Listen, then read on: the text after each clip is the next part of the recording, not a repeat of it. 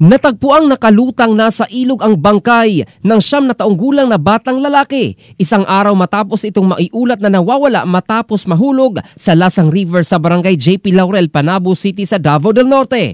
Batay sa ulat ng Panabo City Disaster Risk Reduction and Management Office, natagpuan ang wala ng buhay na katawan ng biktimang si Warren Makida nitong Linggo, Hulyo 13, bandang alas 10 ng umaga, malapit sa lugar kung saan siya huling nakita sa Purok Sentro 1. Nauna nang napaulat na naglalaro lamang ang bata sa gilid ng sapa noong Hulyo 12 nang bigla itong mahulog at tangayin ng malakas na agos ng tubig.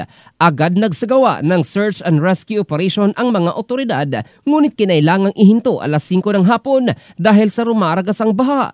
Ipinagpatuloy ang operasyon kinabukasan ng umaga at sa tulong ng kanyang mga kaanak ay natagpuan ang kanyang bangkay ilang oras matapos muling simulan ang paghahanap.